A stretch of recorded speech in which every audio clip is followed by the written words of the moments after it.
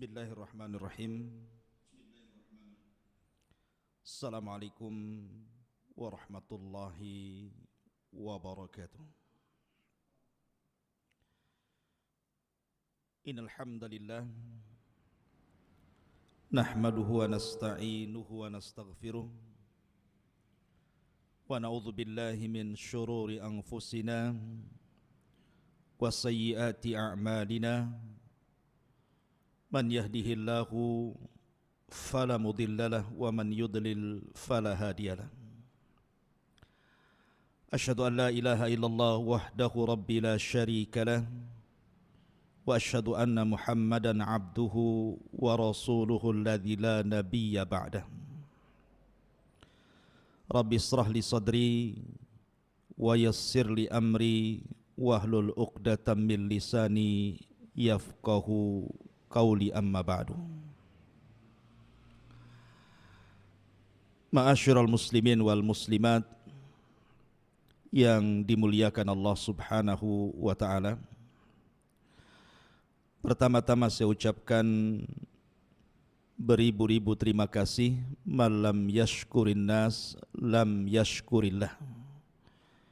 Siapa yang belum bisa bersyukur kepada manusia, maka belum dianggap bersyukur kepada Allah. Maka saya ucapkan jazakumullah khairan. Semoga Allah membalas kebaikan Anda semuanya, terutama penyelenggara yang sudah mengundang ana atau saya dari Batam, padahal mungkin banyak para duat, para ustadz yang mungkin lebih layak untuk bicara di pagi hari ini. Akan tetapi saya pula yang kemudian diminta untuk berbicara di hadapan para hadirin dan hadirat. Dan saya juga berterima kasih terutama kepada penyelenggara dari Polenis Islamik ataupun di sini UKM Jazirah yang mengadakan acara ini, sehingga saya bisa bertatap muka walaupun lewat media.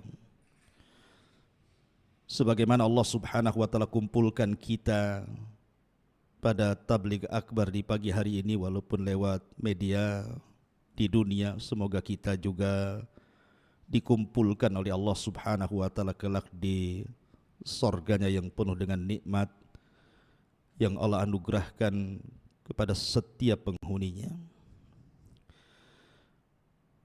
Mungkin saya tidak kenal satu persatu, mulai dari Bapak Direktur dan jajarannya dan juga para mahasiswa dan mahasiswi gitu ya.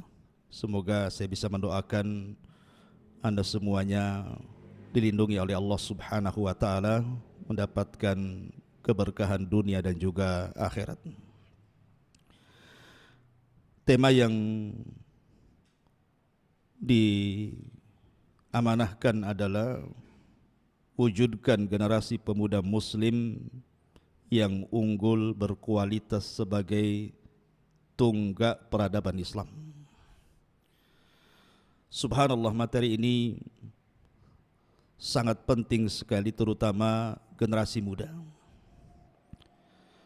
Karena generasi muda di zaman sekarang, mungkin Anda tahu sendiri bagaimana anak-anak muda yang semakin hari semakin rusak akhlak-akhlak mereka, sehingga diperlukan anak-anak muda yang bisa memperbaiki akhlak anak-anak muda di zaman fitnah hari ini. Dan itu tidak bisa kita lakukan kecuali harus mengaca kepada sejarah. Karena sejarah itu jundun min junudillah, tentara daripada tentara Allah Subhanahu wa taala. Ma'asyiral muslimin wal muslimat rahimani wa rahimakumullah.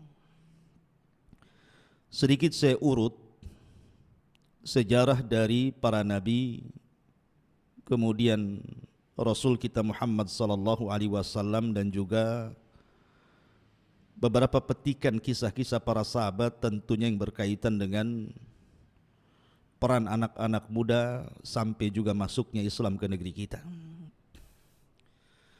Ma'asyiral muslimin yang dimuliakan Allah Subhanahu wa taala. Sebuah hadis dari Abi Dzar radhiyallahu an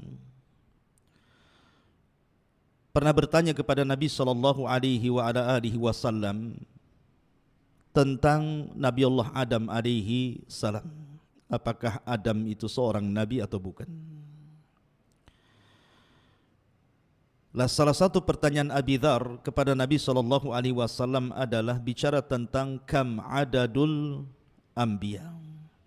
Berapa sih jumlah para nabi itu?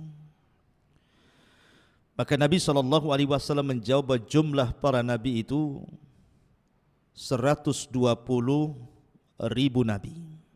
Di antara mereka 315 rasul. Artinya bahwa Allah Subhanahu wa taala mengutus utusannya sebanyak itu tentu tidak lain dan bukan dalam rangka memperbaiki manusia. Walaupun yang kita kenal namanya di dalam Al-Quranul Karim hanya 25 nabi dan rasul. Itu pun tercantum nama-namanya, 18 diantaranya tercantum dalam surah Al-An'am dan sisanya tercantum di beberapa surat dalam Al-Quran sehingga genap menjadi 25 nabi dan rasul. Dari 25 nabi dan rasul pun tidak semua dikisahkan dalam Al-Quran. Ada yang hanya disebut namanya tapi tidak ada kisahnya. Seperti contohnya Al-Yasa, Dzulkifli, Ilyas. Itu tidak ada kisahnya tapi namanya disebutkan dalam Al-Quran. Atau ada nabi itu yang hanya dikisahkan secara global saja. Seperti kisah Nabi Syuaib, Nabi Saleh, Nabi Lut gitu ya. Tapi ada juga nabi luar biasa. Dari 25 nabi dan rasul diceritakan secara detail. Seperti Nabi Allah Ibrahim alaihi salam, Nabi Musa alaihi salam, itu luar biasa rincian dalam Al-Quranul Karim. Lah kenapa Allah Subhanahu wa taala menceritakan kisah-kisah ini, bahkan sepertiga Al-Quran itu bicara tentang kisah. Karena Quran itu kan dibagi menjadi 3. Sepertiganya bicara tauhid, sepertiganya bicara hukum-hukum ibadah, dan sepertiganya bicara tentang qasas, tentang kisah-kisah umat-umat terdahulu. Apa hikmahnya? Allah Subhanahu wa taala berfirman di dalam Al-Qur'anul Karim, di antara hikmahnya adalah wa kullan naqussu 'alaika min amba'ir rusul ma nuthabbitu bihi fuadak. Dan kami kisahkan kepadamu wahai Muhammad tentang kisah-kisah para rasul, kisah-kisah para nabi sebelummu, itu dalam rangka memantapkan hatimu. Dan ibrah dalam Al-Quran itu bukan hanya khitabnya kepada Nabi SAW saja, tetapi juga khitabnya kepada kita sebagai umatnya. Seolah-olah Allah Subhanahu wa taala ingin katakan, ketika Allah Subhanahu wa taala menceritakan para nabi dan rasul dalam Al-Quran itu ada sebuah pelajaran besar. Ketika Allah Subhanahu wa taala umpamanya menceritakan tentang kisah Nabi Nuh, ada pelajaran besar bagaimana kesabaran Nabi Nuh dalam menghadapi dakwah terhadap kaumnya. Maka itu akan dialami oleh setiap para pendakwah. Ketika Allah Subhanahu wa taala mengkisahkan kisah Nabi Ayyub alaihi salam, seolah-olah Allah ingin memberikan pelajaran kepada kita bahwa kita dituntut untuk sabar ketika mendapatkan musibah. Bagaimana Ayyub sabarnya ketika diberikan musibah oleh Allah Azza wa Jal berupa penyakit, 18 tahun dia sabar dengan penyakitnya. Ketika Allah Subhanahu wa taala mengkisahkan kisah Lut umpamanya, bahwa Lut dihadapkan kepada sebuah kaum yang rusak akhlaknya. Tidak ada kaum serusak kaum Sodom yang Lut diutus di situ. Bahwa generasi anak muda akan menghadapi masa-masa yang mungkin pernah terjadi di zaman Nabi Lut dan bagaimana cara mengatasinya. Maka Allah kisahkan. Ya. Atau seperti Allah Subhanahu wa taala mengkisahkan umpamanya kisah Nabiullah Ibrahim alaihi salatu wassalam, bagaimana Ibrahim anak muda yang tangguh ketika berhadapan dengan Namrud, dan itu akan dialami oleh setiap para duat dan para dai. Dan begitu seterusnya, artinya bahwa tidak ada yang tidak ada pelajarannya ketika Allah Subhanahu wa taala mengkisahkan para nabi, terutama kisah Nabi kita Muhammad sallallahu alaihi wasallam. Banyak pelajaran, bahkan syarat pelajaran yang Anda akan dapati ketika kita bicara tentang kisah sosok manusia terbaik umat ini, Rasul Muhammad sallallahu alaihi wasallam. Nanti saya akan uraikan kisah-kisah, pelajaran-pelajaran khususnya untuk membangkitkan generasi anak muda di zaman sekarang, bagaimana menghadapi fitnah yang sudah menyebar di tengah-tengah kita. Ma'asyiral muslimin yang dimuliakan Allah Subhanahu wa taala. Kalau kita melihat beberapa kisah dalam Al-Qur'anul Karim yang berkaitan dengan peran anak muda atau generasi muda, itu luar biasa. Al-Qur'an itu menceritakan tentang kisah-kisah anak-anak muda yang kita bisa petik pelajarannya. Yang pertama, Anda bisa baca dalam surah Al-Anbiya ayat 58 atau 60 sampai 58 sampai 60. Ketika Allah Subhanahu wa taala mengkisahkan sosok anak muda yang Allah Subhanahu wa taala katakan, qalu sami'na fatan yadhkuruhum yuqalu lahu Ibrahim. Mereka berkata bahwa kami mendengar ada anak muda. Lihat bahasa Quran, Allah mengatakan dengan kalimat fatan, anak muda. Anak muda ini bernama Ibrahim. Maksudnya Nabiullah Ibrahim alaihi salam. Nabi Ibrahim alaihi salatu wassalam adalah anak muda pemberani. Bayangkan dia sendirian menghadapi penguasa dunia yang zalim, Namrud. Kita tahu bahwa di dunia ini ada 4 raja yang pernah menguasai dunia. 2 mukmin dan 2 kafir.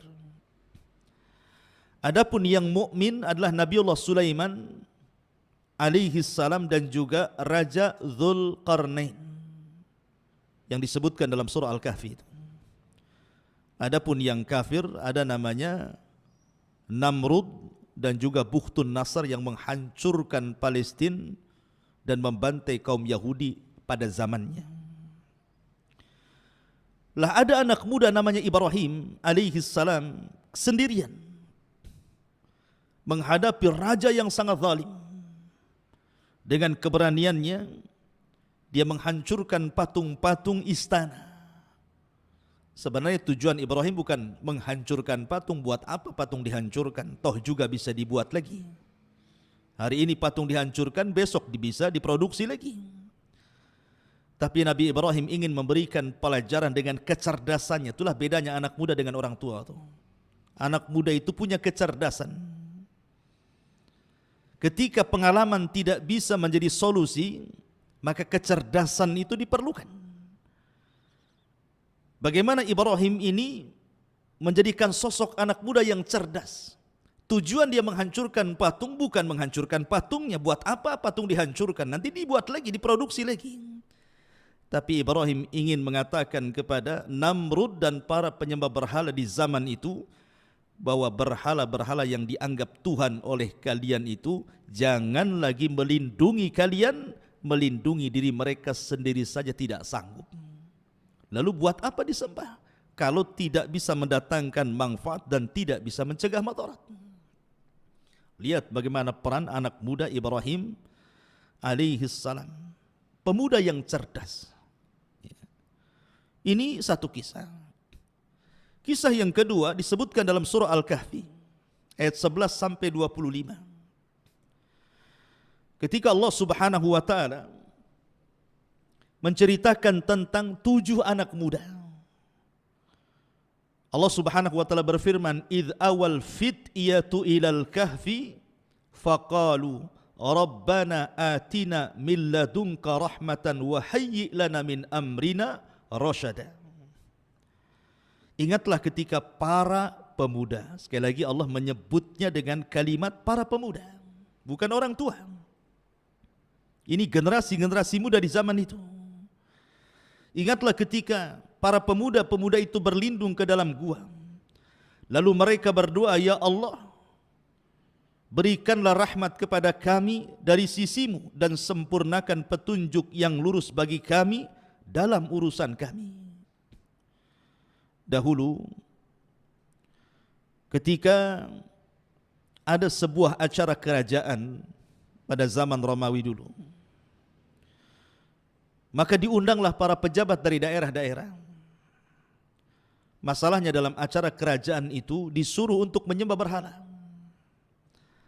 Rupanya ada anak-anak muda yang mereka mengikuti ajaran Isa bin Maryam, sehingga mereka mentauhidkan Allah. Karena di zaman itu agama yang paling benar adalah agama Isa bin Maryam sebelum datang Islam. Fitrah mereka menolak, tidak mau menyembah berhala. Akhirnya kemudian salah satu anak pejabat yang hadir tidak mau ikut dalam acara itu. Satu, kemudian datang lagi satu, kemudian datang lagi satu, sampai 7 anak muda. Awalnya tidak saling kenal. Kemudian tiba-tiba mereka berkumpul di satu tempat. Awalnya tidak saling bicara karena takut curiga mencurigai dengan yang lainnya. Setelah membuka pembicaraan satu dengan yang lainnya, rupanya mereka ada kesepakatan bahwa mereka mengingkari acara kerajaan yang penuh dengan kesyirikan itu. Tetapi kemudian perkumpulan mereka ketahuan, mereka pun ditangkap. Kemudian mereka dipaksa untuk menyembah berhala, kalau tidak mereka dibunuh. Akhirnya mereka pun meminta diberikan kesempatan untuk berfikir 3 hari. Rupanya 3 hari ini digunakan untuk kabur. Maka kemudian larilah 7 anak muda ini dan seekor anjing. Rupanya mereka lari ke perbukitan. Disitulah menemukan sebuah gua yang sangat dalam, yang sangat besar. Dalam bahasa Arab disebut kahfun namanya. Makanya suratnya disebut suratul kahfi. Dalam bahasa Arab gua itu ada 2 jenis. Ada namanya ghar, seperti Rasul itu di ghari Hira namanya. Gua kecil tidak dalam, itu namanya ghar, gua Hira. Tetapi kalau dalam besar itu disebut Al-Kahfu ataupun Al-Kahfi. Lah anak-anak muda ini masuk ke dalam gua itu. Lihat bagaimana perjuangan anak-anak muda ini. Bahwa anak muda itu perlu berjuang. Harus ada semangat juang gitu ya. Jangan memble anak-anak muda itu. Anak-anak muda itu harus semangat. Sehingga kemudian Ashabul Kahfi ini masuk ke dalam gua. Sempat pasukan itu menemukan gua itu, tapi karena mereka takut masuk, akhirnya mereka menimbun pintu gua itu dengan alasan supaya mereka mati di dalam. Tetapi Allah Subhanahu wa taala rupanya sudah tidurkan anak muda ini 3 abad lebih, 300 tahun lebih anak muda ditidurkan oleh Allah Subhanahu wa taala.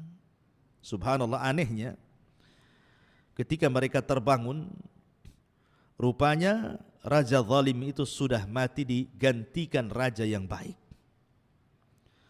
Tapi bagaimana di sini Allah Subhanahu wa taala menyebutkan kisah anak-anak muda itu di zaman itu. Perjuangan mereka, tekad mereka luar biasa gitu. Ini juga satu kisah anak-anak muda yang disebutkan dalam surah Al-Kahfi ayat 11 sampai 25 dan seterusnya.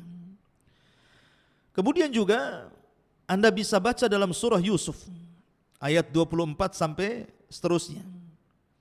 ketika bercerita tentang Nabi Yusuf alaihi salam, di mana Allah Subhanahu wa taala menyebutnya Yusuf itu dengan kalimat fataha, anak muda. Wa qala niswatun fil madinati imra'atul aziz turawidu fataha an nafsihi qad saghafaha hubba. Dan perempuan-perempuan di kota itu berkata, istri Al-Aziz menggoda dan merayu pelayannya yang masih muda. Di sini Allah Subhanahu wa taala menyebut dengan kalimat fata. Fata itu anak-anak muda artinya. Yusuf ketika itu anak muda. Dalam sirah itu disebutkan usianya 20 tahun. Ketika dirayu oleh Zulaiha itu. Dan usia 20 tahun masih muda. Ya. Jadi Nabi Yusuf alaihi salatu wassalam ketika dibeli oleh Imra'atu Aziz itu usianya 10 tahun. Kemudian tinggal di rumah Al-Aziz itu 10 tahun. Jadi usianya 20 tahun tuh. Nampak ketampanannya.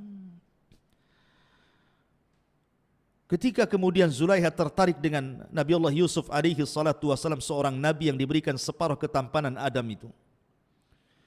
Bahkan dijelaskan itu pintu itu sudah tertutup, terkunci, sehingga Yusuf tidak mungkin keluar dari situ. Tapi Nabi Yusuf anak muda yang menjaga kehormatannya, dan ini diperlukan anak-anak muda yang seperti ini di zaman sekarang ini. Zaman yang penuh dengan fitnah ini diperlukan kebersihan hati seperti Nabi Yusuf. Bagaimana Yusuf itu mampu menghalau godaan Zulaiha, wanita yang cantik, seorang pejabat, orang kaya, dia yang mengajak berzina di tempat yang suci sunyi, tidak ada orang yang tahu. Tetapi karena hatinya yang bersih, Nabi Yusuf ini takut kepada Allah Subhanahu wa taala. Dia pun mengatakan, ma'adzallah, aku berlindung kepada Allah, enyahlah kau dariku. Lihat, ini anak muda yang luar biasa ini, perlu dicontoh di generasi hari ini. Karena generasi hari ini hal-hal yang menjerumuskan kepada perbuatan keji perzinahan itu di zaman sekarang luar biasa tuh.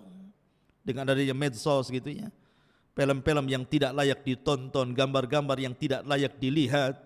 Belum lagi kalau kita melihat di masyarakat orang-orang yang wanita-wanita pembuka aurat dan penyebar aurat dan begitu seterusnya. Ini tantangan besar.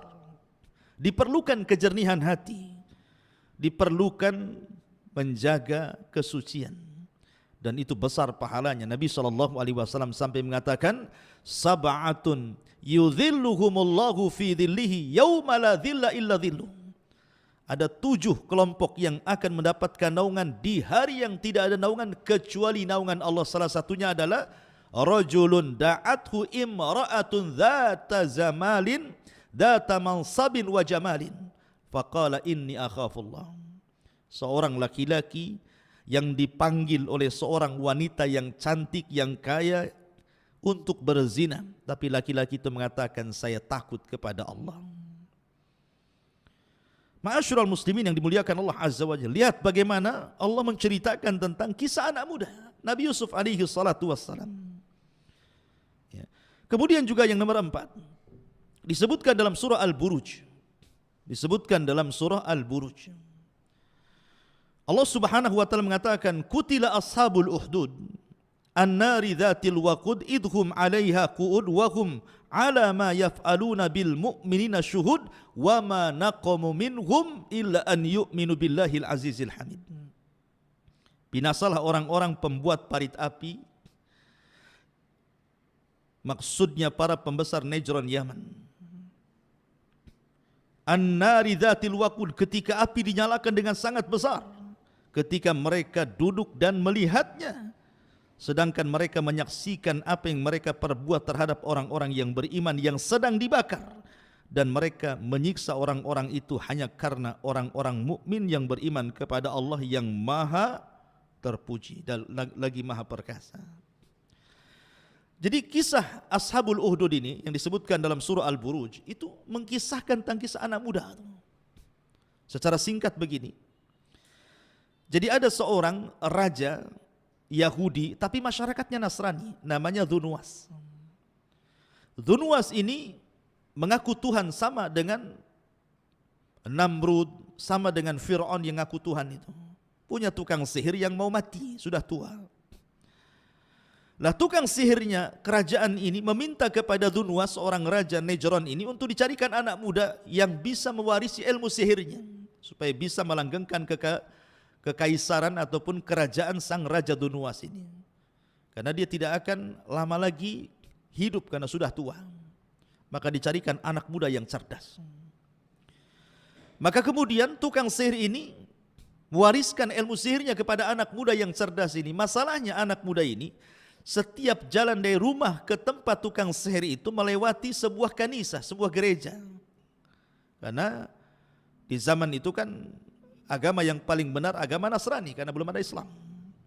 Penasaranlah anak muda ini, kok ada tempat ibadah berbeda. Masuklah dia, berjumpalah dengan seorang rahib. Akhirnya lambat laun belajar. Jadi satu hari itu dia belajar di dua tempat. Satu belajar di gereja, belajar agama Nasrani. Satu di rumah tukang sihir, belajar sihir. Akhirnya kemudian ilmu sang rahib lebih kemudian dipilih dibandingkan ilmu tukang sihir ini. Sampai akhirnya kemudian ketika dia ingin membanding-banding, ini benar mana nih, ilmu tukang sihir kah ataukah ilmu sang rahib ini? Dia mendengar di sebuah tempat ada binatang yang suka mengganggu orang.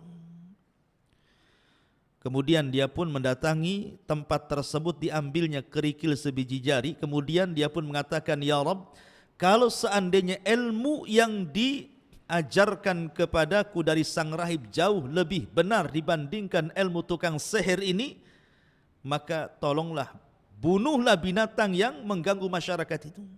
Tanpa dia berkomat kamit, tanpa dia membaca mantra.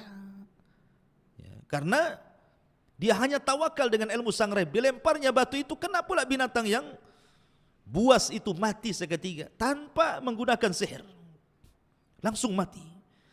Dari situ dia yakin bahwa agama sang rahib jauh lebih benar dibandingkan tukang sihir. Dari situ dia tinggalkan ilmu sihir, dia fokus belajar agama kepada sang rahib. Kemudian setelah itu dia pun keluar dan menjadi seorang tabib, bahkan sampai bisa menyembuhkan orang buta. Lah Dzunwas ini punya penasehat, buta orangnya. Mendengar ada anak muda bisa mengobati penyakit buta, dipanggil ke rumahnya. Tapi anak muda ini ingat, dia bukan hanya menjadi tabib. Tabib itu hanya sekedar wasilah dakwah. Jadi setiap dia mengobati orang, anak muda ini mengatakan, saya akan obati penyakitmu, tapi syaratnya kau akan beriman kepada Allah Azza wa Jalla. Oh, inilah anak muda. Ya. Jadi kalau engkau mau kusembuhkan, aku akan berdoa akan kesembuhanmu, syaratnya cuma satu, beriman kepada Allah. Harusnya seperti itu. Jadikan semua wasilah itu digunakan untuk dakwah. Harusnya anak muda itu kreatif gitu ya. Jadikan acara-acara apapun berisi dakwah di situ, karena bagaimanapun Rasul mengatakan Rasul amri al-Islam wa amuduhus shalah wa dirwatus sanamihil jihadu fi sabilillah. Bahwa pokok urusan hidup manusia itu Islam, maka jadikan Islam itu pokok urusan hidup kita. Kalau Anda hendak ngobrol, obrolkan masalah Islam. Kalau Anda hendak rapat, jangan lupa sisipkan Islam di situ. Kalau Anda hendak menulis, tulis masalah Islam. Bawa Islam itu kemana-mana. Bawa Islam ke rumah, bawa Islam ke pasar, bawa Islam ke kampus, bawa Islam kemana saja. Karena pokok urusan hidup itu Islam. Lihat anak muda ini menyebarkan Islam dengan cara apa? Dengan cara pengobatan.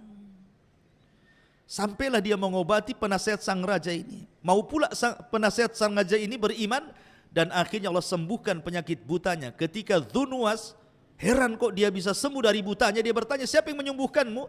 Dia mengatakan, Allah yang menyembuhkanku. Dia tidak mengatakan anak muda itu, karena sudah beriman. Tapi sang raja marah karena dia kan mengaku Tuhan. Kok dia pula ada Tuhan yang bisa menyembuhkan penyakitnya? Ini kan sudah menyelisih ketuhanannya. Ditangkaplah penasehatnya, dipaksa siapa yang menyembuhkannya. Akhirnya karena disiksa tidak tahan, ditunjukilah anak muda, ditangkap pula anak muda itu. Subhanallah. Kemudian anak muda dipaksa dan siapa yang mengajarinya? Karena tidak tahan juga disiksa, terpaksa dikasih sang rahib, ditangkap pula sang rahib itu. 3 orang dijebloskan ke dalam penjara. Akhirnya sang rahib dengan penasihat raja ini digergaji kepalanya karena tidak mau murtad. Dan di halayak manusia. Tapi anak muda ini ingin diberikan hukuman yang lebih oleh sang raja. Tapi subhanallah, cara apapun yang dilakukan sang raja untuk membunuh anak muda ini tidak bisa. Dibawa ke atas bukit dengan pasukannya, tiba-tiba bukit bergetar, semua pasukannya jatuh mati, anak muda tidak mati. Dibawa ke laut dengan pasukannya, kemudian datang ombak menghempas perahunya, semua pasukannya tenggelam, anak muda ini selamat. Setiap upaya pembunuhan, anak muda ini selamat. Sampai sang raja sudah pusing bagaimana cara membunuhnya. Tapi anak muda tahu diri, kemanapun dia pergi pasti akan ditangkap. Sehingga dia ingin kematiannya itu bermanfaat.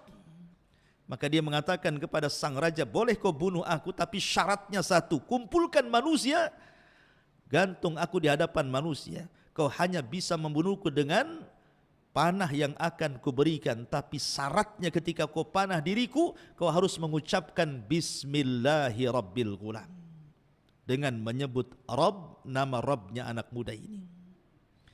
Raja ini kadang sudah kalut, dia tidak peduli dengan ucapan itu. Akhirnya anak muda itu kemudian diikat di tiang gantungan. 2.000 masyarakat Najran yang Nasrani menyaksikan. Sang raja sudah membidik dengan panahnya. Dia pun tidak lupa mengucapkan di hadapan manusia persis seperti yang dikehendaki anak muda itu. Bismillahirrabbilgulam, dengan menyebut nama Allah Rabbnya anak muda itu. Melesatlah panah kena ke pelipis matanya, meninggal anak muda ini. Ketika meninggal anak muda ini, serentak 20.000 masyarakat Najran mengatakan amanna bi rabbil gulam, kami beriman dengan Rabbnya si fulan itu. Kenapa? Karena sang raja tidak sadar dengan mengucapkan kalimat itu menggugurkan ketuhanannya. Sumber iman. Harusnya anak muda itu lebih banyak manfaatnya, gitu maksudnya. Mati satu, tumbuh 20.000, makin stres raja. Akhirnya raja pun menutup benteng, membuat parit api, dimasukkan satu persatu yang 20.000 ke dalam api. Mereka tidak ada satu pun yang murtad. Lihat bagaimana anak muda ini menjadikan jalan hidayah. Harusnya Anda demikian. Anak-anak muda ini harusnya sebagai pintu kebaikan, membuka pintu kebaikan kepada orang. Makanya Rasul mengatakan ketika ditanya siapa manusia yang paling manfaat itu wahai Rasul, kata Rasul anfa'uhum linnas, orang yang paling bisa memberikan manfaat kepada manusia. Ini dalam surah Al-Buruj. Kemudian dalam surah Al-Kahfi ayat 61 sampai 65 juga disebutkan kisah anak muda. Allah Subhanahu wa taala berfirman, wa idz qala Musa li fatah la abrah hatta ablugha majma'al bahraini aw amdi hukuba. Dan ingatlah ketika Musa berkata kepada pembantunya anak muda. Fatah itu artinya anak muda. Aku tidak akan berhenti berjalan sebelum sampai ke pertemuan dua lautan. Atau aku akan berjalan terus bertahun-tahun antah berantah. Jadi begini cerita kisahnya. Suatu ketika Musa berceramah di depan Bani Israel. Tiba-tiba kemudian ada orang mengatakan, wahai Musa, adakah orang yang lebih alim dari kamu? Musa lupa mengucapkan insya Allah, langsung mengatakan tidak ada. Ucapan Musa ini tidak salah, karena memang di zaman itu tidak ada orang lebih alim dibandingkan Musa. Bagaimana tidak? Dia ulul azmi, dia kalimullah, dia rasul, dia nabi, orang mulia. Tapi bagaimanapun Musa manusia, harusnya dia mengatakan insya Allah tidak ada. Tapi dia lupakan kalimat insya Allah. Akhirnya Allah pun hukum Musa dan mengatakan ada. Di sana ada seorang nabi namanya Khidir. Kau harus belajar sama dia. Maka berangkatlah Musa bersama pembantunya yang masih muda. Al-Quran tidak menyebutnya nama, hanya mengatakan wa idz qala Musa li fata, bahwa Musa berkata kepada pembantunya anak muda itu. Ahli tafsir mengatakan maksud fata di sini artinya Yusa ibn Nun. Itulah yang kesana kemari bersama Nabi Musa alaihissalam. Kisahnya memang tipis sekali, disebutkan dalam Al-Quran tidak terlalu banyak, bahkan tidak disebut namanya, hanya diiringkan dengan kisah Nabi Musa ketika bicara tentang Nabi Khidir. Yang ingin saya katakan, Anda tahu siapa Yusa ibn Nun? Memang kisahnya hanya diselipkan dalam kisah Nabi Musa ketika belajar kepada Khidir. Tetapi dia punya prestasi yang jauh lebih hebat dibandingkan Musa dan Harun. Yusha ibn Nun ini. Apa prestasinya coba? Ketika Nabi Musa alaihi salatu wassalam membawa Bani Israel diselamatkan dari perbudakan Fir'aun, diseberangkan di Laut Merah dan mereka melihat Fir'aun ditenggelamkan dengan kedua mata mereka. Kemudian ketika sampai di depan gerbang bumi Ariha, kota tertua di dunia sebelum masuk ke Palestina, ke Baitul Maqdis. Di situ sudah ada para penghuni dari kaum Kan'aniyun, kaum keturunan Ad, orangnya besar-besar, menghuni Ariha, dan itu pintu masuk ke Baitul Maqdis. Artinya Musa tidak bisa membebaskan Baitul Maqdis kecuali harus memerangi orang-orang Kan'aniyun yang ada di negeri itu. Maka diutuslah mata-mata. Rupanya mata-mata ini melihat bagaimana badan posturnya orang-orang yang berada di Ariha itu besar-besar. Ketakutan mereka. Macam mana kita akan menghadapi kaum yang raksasa ini, katanya. Akhirnya Musa mengatakan, jangan ceritakan kepada pasukan, nanti mereka ketakutan. Tapi mereka berkhianat. Hanya 2 orang yang tidak menceritakan, salah satunya Yusha ibn Nun. Yang lainnya malah kemudian membuat ketakutan di tengah-tengah Bani Israel sehingga mereka tidak mau perang. Ketika Musa mengajak mereka berperang untuk mengambil Baitul Maqdis dengan cara menaklukkan Ariha kala itu, tiba-tiba kemudian mereka dengan lancangnya mengatakan kepada Nabi mereka, idhab anta wa rabbuka faqatila inna hahuna qaidun. Hei Musa, kalau engkau hendak mengajak perang kami, silahkan berangkat sendiri, ajak Tuhanmu perang berdua, biar kami nonton siapa yang kalah, siapa yang menang. Nah, itu kurang ngajar tuh. Bani Israel ngomong begitu sama nabinya. Ya. Akhirnya kemudian Allah pun azab Bani Israel, terpaksa mereka harus dibuat linglung di negeri yang disebut dengan Ardute. Mereka tidak bisa keluar dari situ, di gurun pasir, panas, kering, kelontang, enggak ada tumbuhan, enggak ada tanaman. 40 tahun mereka tinggal di situ. Sampai Musa meninggal di situ, Harun pun meninggal di situ. Tidak bisa merebut Baitul Maqdis. Baru datang generasi pemberani dipimpin Yusha ibn Nun. Bayangkan, tadinya seorang pembantu Nabi Musa, tapi karena kemana-mana bersama Nabi, akhirnya diangkat jadi Nabi juga. Yusha ibn Nun diangkat jadi Nabi. Nabi Yusha ibn Nun, dialah yang memimpin generasi setelah Musa dan Harun dan berhasil merebut Baitul Maqdis. Bahkan satu-satunya Nabi yang memiliki mukjizat mampu menahan matahari, dialah Yusha ibn Nun. Ketika peperangan itu masuk ke hari Sabtu, hampir matahari tenggelam dan masuk ke hari Sabtu, sementara orang-orang Yahudi itu sangat memuliakan hari Sabtu, tidak boleh ada perang. Maka Yusha tidak mau menghentikan perang. Dia pun mengatakan kepada matahari, wahai matahari, kau diperintah Allah, aku juga diperintah Allah, maka jangan kau tenggelam dulu sampai perang ini dimenangkan. Matahari itu diam, tidak mentenggelam, sampai betul-betul dimenangkan baru tenggelam. Nah, itulah mukjizatnya Yusha ibn Nun. Ya. Tapi lihat bagaimana Yusha ibn Nun ini anak muda yang kisahnya itu hanya ditempelkan di kisah Nabi Musa dengan Khidir, tapi prestasinya melebihi Nabi Musa. Bisa memerdekakan Baitul Maqdis. Dia tidak dikenal. Ya, begitulah anak muda. Anda tidak mesti harus dikenal, tetapi prestasi itulah yang menentukan kesuksesan Anda. Harusnya seperti itu. Gak apa-apa gak dikenal orang, tapi prestasinya dikenal. Itulah generasi anak muda namanya. Buat prestasi yang membanggakan kepada umat ini. Apa prestasi Anda itu? Ma'asyiral muslimin yang dimuliakan Allah Subhanahu wa taala.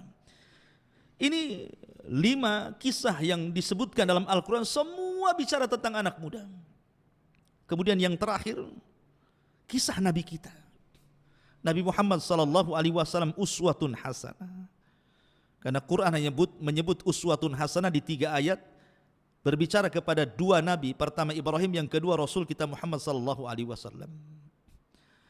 Lihat bagaimana perjalanan kehidupan Nabi sallallahu alaihi wasallam. Subhanallah. Kalau Anda meneliti kisah Nabi sallallahu alaihi wasallam, luar biasa. Seandainya saya menceritakan kisah Nabi Muhammad sallallahu alaihi wasallam dari awal sampai akhir dengan cara rinci, mungkin usia saya sudah meninggal, kisahnya belum selesai. Kalau betul-betul dikisahkan gitu ya, mulai daripada akhlaknya, kehidupannya, dan begitu seterusnya, luar biasa. Sebelum diangkat menjadi nabi saja, Nabi SAW itu anak muda yang dikenal akhlaknya luar biasa, sadiqul amin, orangnya sadik, jujur, dan juga amanah. Bayangkan, ketika usia 12 tahun, Nabi SAW itu diajak oleh pamannya Abu Talib untuk berdagang ke Syam. Tetapi masalahnya ketika sampai di perbatasan Syam, rupanya dicegat oleh seorang Buhaira, seorang rahib namanya Buhaira Rahib. Ini seorang pastor yang sangat ekstrim gitu ya. Kalau melihat sirahnya gitu, dia diusir oleh pastor-pastor yang lain karena terlalu ekstrim. Ya, karena terlalu memegang ajaran Nasraninya itu di zaman itu. Lah, pastor ini atau rahib ini, karena dia banyak membaca, sehingga dia akhirnya meramalkan sebuah ramalan tentang akan munculnya seorang nabi. Kemudian ketika pada waktu Rasul berjalan dengan Abu Talib, rupanya tanda-tanda itu ada. Makanya dia kemudian menunggu di perjalanan, setiap ada kafilah yang datang dari negeri Arab ke Syam, dicegat. Kemudian dilihat ada enggak tanda-tanda kenabian. Sampailah ketika kafilah Abi Talib kemudian berpapasan dengan dia. Dilihat ada tanda-tanda yang aneh, dihentikan, kemudian diajak makan. Rupanya betul apa yang selama ini ditunggu-tunggu tentang kemunculan seorang nabi, nabi itu sudah ada di hadapannya. Rasul ketika itu masih usia 12 tahun. Apalagi ketika melihat stempel kenabian yang ada di bahu Rasul, maka makin jelaslah bahwa dia seorang nabi. Dari situ kata Buhaira Rahib, sebaiknya jangan kau lanjutkan perjalanan wahai Abu Talib ke Syam, sebab kalau orang-orang Yahudi di Syam tahu dia bakal seorang nabi, akan dibunuh dia. Sebaiknya pulang lagi. Maka Nabi SAW tidak jadi ke Syam, kemudian pulang lagi. Tetapi Nabi SAW usia 12 tahun ya, usia 12 tahun itu kalau sekarang mungkin baru SD, SMP aja belum. 12 tahun itu belum lulus SD kan. Tapi Nabi SAW sudah pekerja keras. Ketika dia tidak bisa dilatih berniaga ke Syam, ingat orang Arab itu, orang Mekah khususnya di zaman itu, yang namanya dunia perdagangan itu sudah mengakar dan mengurat di darah-darah mereka. Memang mereka luar biasa, pakar-pakar dagang. Sampai Allah Subhanahu wa taala abadikan kebiasaan mereka dengan firman-Nya, li'ila fi Quraisyin ila fihim rihlatas syita'i was-saif. Jadi kebiasaan orang-orang Mekah di zaman itu suka rihlah, melakukan perniagaan di musim dingin dan musim panas, ke Syam dan juga ke Yaman. Ya. Sehingga dari kecil tuh mereka sudah ahli-ahli dagang. Nah, itulah bagaimana kemudian Nabi SAW mengajarkan kepada kita, khususnya kita ya anak-anak muda, generasi muda itu dilatih kemandirian. Nabi loh sudah menjadi penggembala kambing, cari uang. Di usia SD mungkin di zaman sekarang ya, itu sudah cari uang, jadi penggembala kambing di Qararitul Qaum. Ya, artinya orang-orang kaya yang punya kambing, nanti saya rawat kambingnya, kamu kasih upah berapa? Ya. Itulah pekerjaan Nabi SAW. Dari sini ada ibrah kepada kita apa? Kemandirian, jangan nyusahkan orang tua. Ini subhanallah, terkadang anak-anak muda di zaman sekarang dari SD, orang tua yang kasih biaya, masuk SMP gitu lagi, SMA iya, sudah jadi masuk juga ke universitas, sudah keluar masih nyusahkan orang tua. Kan ada orang kayak gitu tuh, masih minta pa, la haula wala quwata illa billah. Harusnya kan mandiri gitu ya. Sudah terlampau lama dari SD sampai berkuliah ini, orang tua udah capek. Ada sebagian mereka menjual sawah mereka, ngutang sana sini untuk supaya generasi muda ini berpendidikan. Bukannya makin mandiri gitu ya, terkadang masih ada orang yang menengadahkan tangan pula, meminta-minta sama orang tuanya. Harusnya mandiri, harus seperti itu. Rasul lihat, diajarkan kemandirian di sini. 12 tahun jadi pengembala dia. Subhanallah. Ini ada, kenapa sebutan Shadiqul Amin, kenapa sampai muncul? Begini ceritanya. Jadi Nabi SAW itu kan banyak kawan-kawan sesama penggembala tuh. Sama penggembala. Jadi ketika ada musim-musim pernikahan, walimatul arus gitu ya. Terkadang kawan-kawan sama penggembala itu ingin hadir ke tempat-tempat undangan-undangan pernikahan itu. Tapi mereka bingung, karena mereka harus meninggalkan kambing-kambing mereka. Akhirnya kemudian mulailah di antara mereka menitipkan kambing kepada Rasul. Tolonglah ini rawat dulu kambing saya ada acara dulu. Nah, seperti itu. Subhanallah, setiap Rasul dititipkan kambing oleh teman-temannya, para penggembala itu, tidak ada satupun kambingnya yang mati. Tidak ada satupun kambingnya yang hilang. Tidak ada satupun kambingnya yang sakit. Bahkan kambingnya makin gemuk, dirawat luar biasa. Ingat, penggembala kambing itu bukan 1-2 kambing kayak tempat kita. Ya, kita saja pernah hidup di Timur Tengah sana, semiskin-miskinnya orang sana itu ya 100 kambing itu masih miskin kalau penggembala itu. Kambing ribuan gitu ya di sana. Apalagi penduduk Mekah itu memang di zaman itu makanan pokok adalah daging kambing. Lain dengan Madinah kurma gitu ya. Tetapi tentu kan beda. Makanya wajar orang Mekah itu makan kambing gak akan kolesterol, gak akan darah tinggi, karena itu makanan pokok mereka. Kenapa tidak menimbulkan penyakit gitu ya orang makan daging orang-orang Mekah itu? Karena berkat doa Nabi Allah Ibrahim ketika mendoakan makanan dihidangkan istri kedua Ismail, karena istri pertama diceraikan karena tidak punya akhlak, kemudian menikah lagi dengan istri kedua dan akhlaknya baik. Ketika dihadirkan kambing, daging kambing, dan itu menjadi makanan pokok penduduk Mekah, Ibrahim mengatakan Allahumma barik li ta'amihim wa syarabihim, ya Allah berkahi makanannya dan minumannya. Maka menjadilah Zam-Zam menjadi berkah, dan juga daging sebagai makanan pokok menjadi berkah, sehingga tidak membawa penyakit. Ya, tapi ingat ya, ini kambing yang ada di Mekah. Jangan pula Anda yang di Semarang makan kambing saya. Ya, kalau 1 bulan saja orang di Semarang makan kambing, itu udah siap-siap aja masuk rumah sakit tuh, ya. Kolesterolnya naik semuanya gitu ya. Artinya bahwa kembali ke cerita. Jadi Nabi SAW ketika dititipi sesama penggembala itu, amanah luar biasa. Mulailah tersebar akhlak di tengah-tengah para penggembala kambing. Dan Nabi itu jarang bergaul dengan anak-anak muda, ya. Tidak bebas bergaul gitu, memilih-milih. Kalaupun hadir di walimatul arus, karena di zaman itu kan minuman khamar dan begitu seterusnya masih diminum gitu. Paling Nabi SAW terkadang tertidur, entah apa yang terjadi, kemudian selesai, kemudian pulang. Intinya bahwa Nabi mulai terkenal dengan amanahnya, Al-Amin. Kemudian Rasul tidak pernah berdusta, maka disebut Sadiq, orang yang jujur. Melekatlah kalimat Sadiqul Amin. Makanya ini pula yang kemudian ketika di usia 20 tahun, tiba-tiba ada seorang wanita tahirah yang suci, Khadijah bintu Khuwailid, wanita tajir kaya raya. Seandainya kekayaannya dikumpulkan dengan seluruh kekayaan laki-laki kaya di zaman itu, tetap Khadijah masih kaya. Wanita kaya luar biasa, tapi sudah disebut tahirah. Tahirah itu wanita suci karena dia menutup auratnya, padahal belum ada Islam. Rasul pun belum diangkat jadi nabi, tapi dia sudah menutup aurat tuh, Khadijah itu. Makanya disebut tahirah, wanita suci. Mendengar kok ada anak muda yang baik, tertariklah dia. Dicari, akhirnya berkenalan dengan Nabi SAW, diajak kerjasama, berdagang dengan sistem mudharabah. Akhirnya Khadijah melihat bagaimana akhlak yang luar biasa, bagaimana keuntungan yang melimpah, dan begitu seterusnya. Belakangan dia tertarik dan ingin menikah dengan Nabi SAW. Lah dari sini saja kita bisa petik banyak pelajaran. Ya, bagaimana anak muda ini, Nabi SAW mengajarkan kepada kita akhlak yang luar biasa. Rasul di usia 20 tahun ke bawah nih, ya. Tetapi lihat akhlaknya sudah dikenal. Akhlaknya sudah dikenal. Harusnya generasi muda ini yang paling dipentingkan hari ini, akhlak yang tidak ada.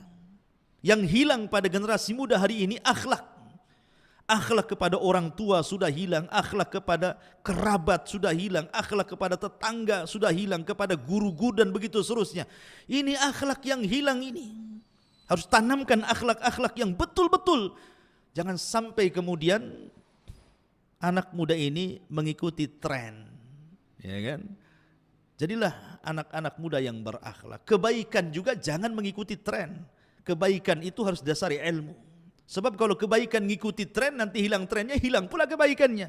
Trennya orang, baca Quran sekian, 1-3 hari berapa juz gitu. Tren aja. Nanti hilang trennya, hilang pula baca Qurannya gitu maksudnya. Artinya kebaikan itu dilakukan karena ilmu. Bukan karena ngikuti tren. Karena ilmu yang mendidik dia sehingga menjadikan seseorang itu berakhlak. Lah ini yang harus ditanamkan anak-anak muda di zaman sekarang. Akhlak. Ustaz, akhlak itu apa sebenarnya? Saya akan sebutkan perkataan Abdullah ibn Mubarak. Akhlak itu hanya 3 kata saja. Anda kalau mengikuti 3 kata, Anda berakhlak. Akhlak itu kaful adha wa badlun nadha wa talaqatul wajhi. Kata Abdullah ibn Mubarak, 3 kata saja. Kaful adha. Jangan menyakiti orang. Baik dengan lisan, ataupun dengan perbuatan, ataupun dengan hati. Makanya Rasul mengatakan al-muslimuna man salimal muslimuna min lisanihi wa yadi. Seorang muslim dikatakan muslim itu ketika muslim lain selamat dari lisan kita dan tangan kita. Jangan sakiti orang. Ya. Dengan lisan kita, karena anak muda di zaman sekarang ini kan subhanallah, kadang mengucapkan kalimat tidak dipikir dulu. Enggak berakhlak lagi sudah. Wah, kalau sudah marah itu kalimat-kalimat binatang semua keluar. Cacian, makian, laknatan itu sudah biasa anak-anak muda zaman sekarang ini. Kesenggol sedikit sakit hati langsung memaki orang gitu. La haula wala quwata illa billah. Maka cerminan akhlak itu bisa menjaga lisan, tidak mengeluarkan kata-kata kecuali yang baik, kalau tidak bisa diam. Atau perbuatan, atau mungkin hati. Mudah suudon sama orang gitu ya. Kemudian yang kedua badlun nadha, kata Abdullah bin Mubarak. Badlun nadha itu artinya mudah menolong. Anak muda sekarang mudah menolong. Harusnya mudah menolong. Apalah yang bisa saya bantu? Anda bisa ilmu, sebarkan ilmu. Anda bisa punya tenaga dengan tenaganya, dengan jabatannya, dengan apanya. Apa yang bisa Anda lakukan untuk Islam, lakukan. Kemudian talaqatul wajhi. Jangan lupa punya wajah yang tidak menyeramkan orang. Mudah senyum, ya. Mudah senyum. Lihat bagaimana Nabi Allah Sulaiman ketika melihat senyum semut yang bicara kepada sesama semutnya. Ketika Sulaiman hendak berjalan dengan pasukannya, kata Raja Semut, masuklah kalian kepada lubang-lubang kalian. La yakhtimannakum Sulaiman wa junuduhu wa hum la yash'urun. Jangan sampai Sulaiman dan pasukannya menginjak kalian sementara mereka tidak tahu. Sulaiman paham bahasa binatang. Apa? Ketika mendengar Raja Semut ngomong begitu, fatabassama dhahika min qawliha. Sulaiman pun senyum dan tertawa kepada semut. Kalau semut saja disenyumi sama Sulaiman, ya harusnya sama orang lebih senyum lah kan begitu. Ya, tapi jangan pula kita ada semut senyum pula ke semut Anda gitu ya. Artinya bahwa di sini bagaimana Sulaiman mengajarkan akhlak senyum. Ya, senyum itu penting. Orang kalau biasa senyum pasti manis senyumnya. Orang kalau jarang senyum, sekali senyum itu pahit rasanya. Ini apa kok senyum, ini ada masalah ini kan gitu. Ya. Ma'asyiral muslimin yang dimuliakan Allah Subhanahu wa taala. Intinya bahwa Nabi mengajarkan akhlak itu anak muda luar biasa. Makanya Rasul mengatakan bu'itsu liutammima makarimal akhlak. Makanya ketika dia diangkat jadi nabi dan rasul, tidak ada yang mencela akhlak Nabi. Tidak ada. Ketika Rasul diangkat jadi Nabi dan Rasul, tidak ada yang mencela akhlak Nabi. Enggak ada yang mencela akhlak Nabi. Mereka tidak menerima dakwah Nabi itu bukan dari segi akhlaknya, tapi dari segi konten dakwahnya. Mereka tidak mau dinasehati. Tidak, ketika Nabi SAW mengajarkan tauhid untuk meninggalkan berhala, mereka enggak mau itu saja. Mereka berpegang kepada ajaran anak nenek moyang mereka. Dan subhanallah, di zaman periode Mekah itu yang banyak masuk Islam anak muda. Orang tua itu susah masuk Islam. Abu Jahal, CS itu susah masuk Islam. Mereka lebih berpegang kepada nenek moyang mereka. Anak-anak muda itu yang masuk Islam. Abu Bakar, Umar, Utsman, al-asyaratul mubasyiruna bil jannah. Kalau Anda tahu 10 sahabat yang dijadikan masuk surga itu semua anak muda. Yang usianya 30 tahun ke atas cuma 3 orang. Abu Bakar, Utsman, Abdurrahman, Ibn Auf. Coba. Yang usianya 30 tahun ke bawah, itu 5 orang. Bahkan yang usianya 20 tahun ke bawah, Itu 2 orang. Artinya itu anak-anak muda. Dan semua menjadi pemimpin Islam. 10 sahabat injikan masuk surga itu semua menjadi pemimpin Islam. Bukan pemimpin Arab, pemimpin Islam. Semua menorehkan sejarah. Dan semua mengajarkan pendidikan kepada generasi muda. Lihat Abu Bakar, Umar, Utsman, Ali, Tolha, Zubair. Subhanallah. Kalau Anda membaca biografi mereka, luar biasa. Pelajaran besar bagi generasi muda itu. Ma'asyiral muslimin, coba. Nabi SAW berdakwah itu tidak lama. Berbeda dengan nabi-nabi sebelumnya. Nuh berdakwah kepada kaumnya berapa tahun? Alfasanatin illa khamsina ama. 1000 dikurangi 50 tahun. Berarti 950 tahun Nuh itu berdakwah. Setiap 20 tahun sekali baru dapat 1 pengikut. Sehingga pengikutnya tidak banyak Nuh itu. Yang di perahunya itu. Walaupun menjadi cikal bakal manusia sampai hari ini. Makanya Nuh disebut Abul Bashari Tsani, bapak manusia kedua. Karena semua manusia nasabnya kepada 3 putra Nuh. Tapi lihat dakwahnya Nabi Nuh. 950 tahun dengan berbagai macam metode. Dari yang lembut sampai yang keras. Dari mulai malam sampai siang. Da'autu laila wa nahara, aku berdakwah siang malam kata Nuh. Tapi tidak diterima dakwahnya. Nabi SAW itu berdakwah cuma 23 tahun saja. 13 tahun di kota Mekah, 10 tahun di kota Madinah. Tapi tidaklah Nabi SAW wafat kecuali Rasul sudah mempersiapkan generasi-generasi anak muda, pemimpin-pemimpin masa depan kaum muslimin, dan semua bidang ada pada para sahabat Nabi. Apa yang dihajatkan kaum muslimin ada. Ini menunjukkan apa? Ilmu parenting namanya. Bagaimana Nabi SAW itu membuat pendidikan yang sangat berhasil. Tidak perlu belajar parenting ke barat itu. Nabi sudah mengajarkan, tidaklah Rasul wafat kecuali generasinya sudah ada. Semuanya berhasil. Yang dihajatkan kaum muslimin ada semua di para sahabat. Semua ada. Tidak ada yang tidak ada. Apa yang dihajatkan manusia ada semuanya di para sahabat. Siapa yang mendidik mereka? Nabi. Generasi sahabat. Anak-anak muda luar biasa. Bahkan kalau Anda lihat para pakar hadis, itu semua anak muda. Ya. Ma'asyiral muslimin yang dimuliakan Allah Azza wa Jalla. Siapa para pakar hadis saya contohkan? Pakar hadis itu maksudnya yang banyak meriwayatkan hadis kepada kita. Abu Hurairah, Abdullah ibn Umar, Anas ibn Malik, Aisyah, Abdullah ibn Abbas, Jabir bin Abdullah, Abu Sa'id Al-Khudri.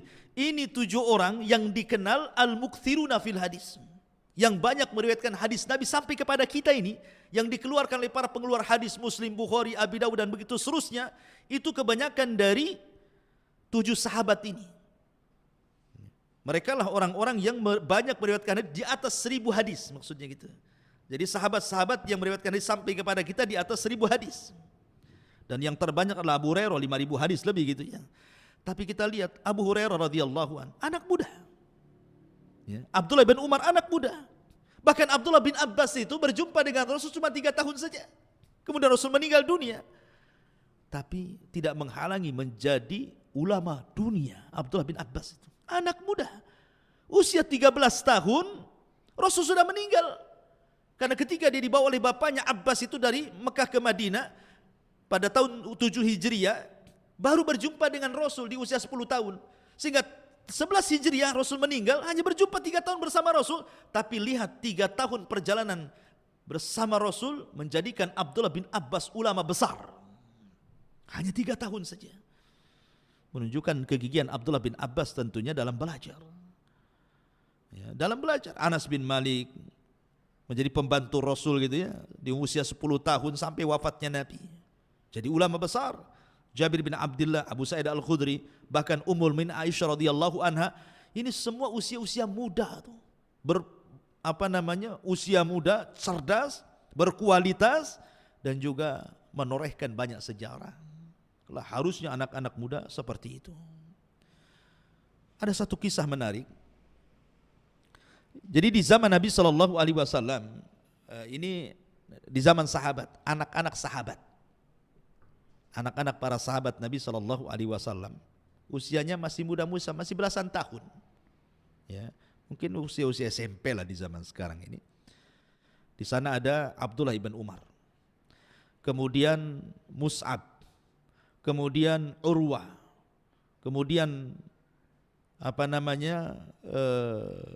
satunya Abdul Malik ibn Marwan. Jadi 4 sahabat ini, anak-anak sahabat nih. Abdullah ibn Umar, anak daripada Umar ibn Khattab. Kemudian Mus'ab ibn Zubair, putra daripada Zubair ibn Awam. Urwah bin Zubair juga sama, putra daripada Zubair ibn Awam. Kemudian Abdul Malik ibn Marwan. Abdul Malik ibn Marwan, putra daripada Marwan, sahabat Nabi. Jadi anak-anak muda ini kumpul di depan Ka'bah. Ya, karena mereka bukan anak-anak muda jalanan, bukan anak-anak muda yang hidup di jalan-jalan, trek-trekan, zaman sekarang ini kan nongkrong di jembatan. Bukan, mereka bukan anak-anak muda gaya anak muda zaman sekarang gitu ya. Nongkrong sampai pegang-pegang botol minuman keras. Nah, mereka anak-anak muda terdidik. Yang namanya anak-anak muda terdidik tentu kalau berkumpul yang dibicarakan pasti soal cita-cita masa depan. Kamu kalau sudah besar nanti ingin jadi apa? Gitu bahasanya. Itulah anak muda. Harusnya seperti itu anak muda ini. Ini kumpul, kalau laki-laki cerita perempuan. Kalau perempuan cerita laki-laki. Mau jadi apa Anda ini? Ya. Lihat bagaimana ini 4 anak-anak sahabat ini bercerita tentang cita-cita. Yang lain mengatakan, wahai Mus'ab, kalau engkau besar ingin jadi apa? Ya. Kalau engkau wahai Urwah ingin jadi apa? Kalau engkau ya Abdullah ibn Malik ingin jadi apa? Maka kata Mus'ab, dia mengatakan, kalau aku besar, aku ingin menjadi orang besar dan menikahi 2 wanita dari pembesar, Aisyah bintu Tolha dan Sakinah bintul Hasan. Ada Urwah mengatakan, kalau aku tidak, aku ingin menjadi ulama yang diambil ilmunya. Ini luar biasa. Apa kata Urwah? Saya ingin menjadi ulama, atamanna an yu'khad anil ilmu. Aku bercita-cita aku ini jadi orang alim dan orang-orang mengambil ilmu dariku. Luar biasa himmahnya ini. Kemudian Abdul Malik ibn Marwan, kalau saya tidak, saya bercita-cita menjadi khalifah. Itu kan mantap cita-citanya gitu. Cita-cita besar semua tuh. Dalam riwayat juga Abdullah ibn Zubair ikut juga di situ. Saya ingin menjadi penguasa Hijaz katanya. Luar biasa ini. Lihat anak-anak muda itu kalau ngomong cita-citanya itu masa depan dia. Ya. Anak muda zaman sekarang ini cita-citanya aneh-aneh. Subhanallah ya. Kalau udah kumpul sesama mereka itu yang diceritakan tidak jelas gitu. Lihat anak-anak muda di zaman itu menjadi percontohan, memiliki cita-cita besar ke depan. Membangun bangsa, membangun peradaban, ilmu begitu ya. Itulah cita-cita mereka. Giliran mereka tanya sama Abdullah ibn Umar, Abdullah ibn diam saja. Orang mereka, wahai Abdullah ibn Umar, kalau engkau dari tadi diam, kau ini kalau sudah besar nanti ingin jadi apa? Subhanallah. Abdullah ibn Umar lain pula dia cita-citanya. Dia mengatakan, tamannaitu an adkhulal jannah. Aku hanya bercita-cita ingin masuk surga. Ini yang satu lain nih. Ini yang 4 ini atau yang 3 tadi itu bicara tentang dunia semua tuh. Ya. Tapi yang satu ini pula cerita akhirat. Subhanallah. Karena mereka anak-anak muda yang gigih, yang betul-betul mengejar cita-cita.